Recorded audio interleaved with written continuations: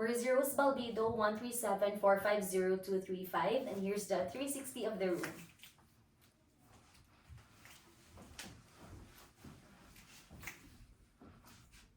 Hi, good morning. My name is Mirzi Balbido, and I'm gonna be your nurse for today. So based on your doctor's order, I have to change your wound dressing to prevent the spread of infection and promote wound healing. So can you please state your name and date of birth, please? Okay, thank you. Can I see your wristband if it matches my records here? Okay, it matches my records here. Mr. Jones, how are you feeling right now? Alright, so don't worry, I'm here to help you. Before we begin, I have some few questions to ask you. In a scale of 0 to 10, with 0 being no pain and 10 with the worst pain, how would you rate your pain right now? Alright, so do you have any due pain medications right now? Okay, thank you. Do you have any allergies that I should be aware of before we begin? Okay, thank you. Now I will adjust your bed for me to work comfortably and allow me to adjust it for better body mechanics. And please do not touch your wound and do not touch the sterile field. And now I'm gonna put my disposable garbage bag here throughout the procedure. Okay, and now I'm gonna wash my hands to prevent the spread of infection. And I'm gonna provide us with some privacy by drawing the curtains for privacy. And now I'm gonna open the dressing kit away from me. Okay, so here away from me. So as you can see, I'm just touching the tip of the kit to avoid contamination. Away from me. Away from me. And I have my blue forceps here, and this will guide me throughout the sterility of the dressing kit. And I'm gonna place the dressing kit 2.5 centimeters away from me to avoid contamination. So as you can see, I have my blue forceps here. At the tip of my forceps, I should maintain the sterility of it throughout the procedure. And now I'm gonna put it here. And now I'm gonna pour the sterile solution for the gauze. And inside my dressing kit, I have 2 sets of 2x2 gauze and 2 pieces of 4x4 gauze and 2 forceps. And now I'm gonna put on my gloves.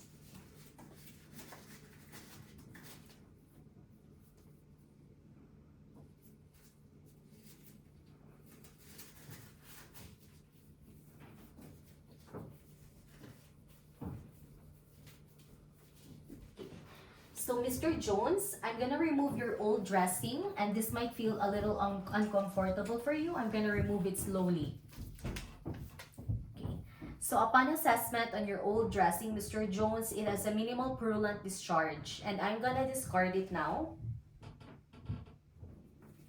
Okay. So now I'm gonna measure your wound.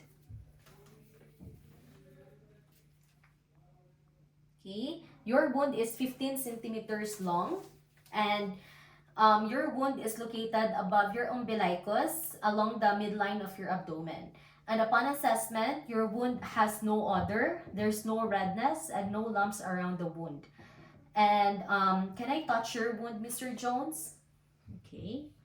Do you feel any pain while I'm touching your wound? No? Okay, so there is no swelling and no edema around the wound either. So now I'm gonna remove my gloves and discard it. And now I'm gonna wash my hands again to prevent the spread of infection. And now I'm gonna wear my new gloves.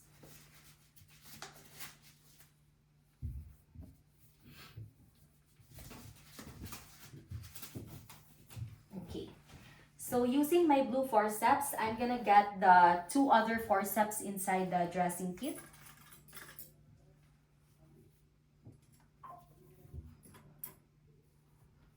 Okay, so I'm gonna maintain the sterility at the tip of the forceps throughout the procedure. So Mr. Jones, I have done my wound assessment, and now I'm gonna proceed on the dressing procedure. So upon assessment, Your wound has no edema and no swelling. So now I'm gonna clean your wound from top to bottom, cleanest to dirtiest, and then cleanest to dirtiest to avoid the spread of infection and contamination. So I'm gonna get a wet gauze. Okay. And I'm gonna clean your wound from top to bottom, cleanest to dirtiest away from me. Then discard. I'm gonna get another wet gauze. And I'm gonna clean your wound, Mr. Jones, from top to bottom, cleanest to dirtiest, closest to me. And then discard. I'm gonna get another wet gauze. And I'm gonna clean your wound, Mr. Jones, from top to bottom, cleanest to dirtiest, in the midline of your wound. Then discard. And now I'm gonna pat dry your wound, Mr. Jones. I'm gonna get a dry gauze. And I'm gonna pat dry your wound from top to bottom, cleanest to dirtiest, away from me. Pat dry. Then discard. And now I'm gonna get another dry gauze.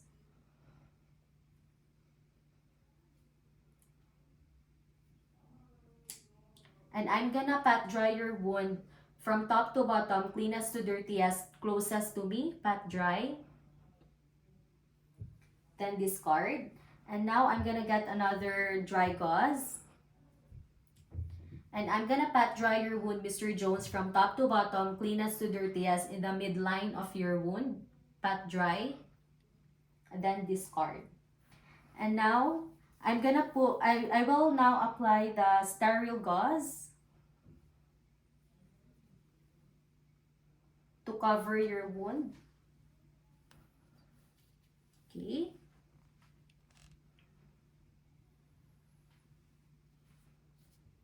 Okay.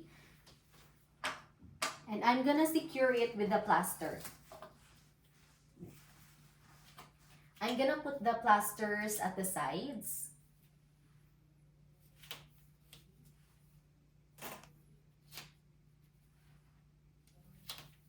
Okay, and at the sides, at the top, and at the bottom. And now I'm gonna dispose the dressing kit. Okay. And now, Mr. Jones, how are you feeling right now? Do you feel any pain?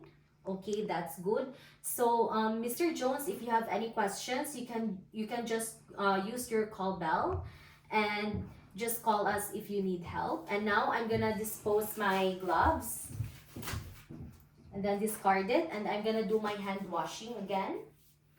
And now, Mr. Jones, I'm gonna lower your bed so that you can rest comfortably. And now, Mr. Jones, I'm gonna document all of these findings in my chart, and I will notify your healthcare provider. And I will also write the date and time the wound dressing occurred.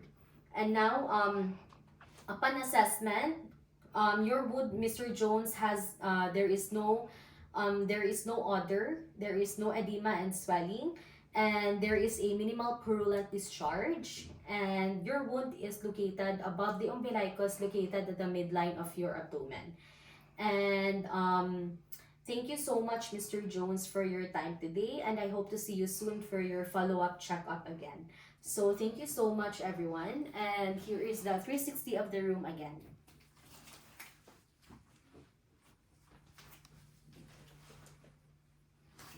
Thank you.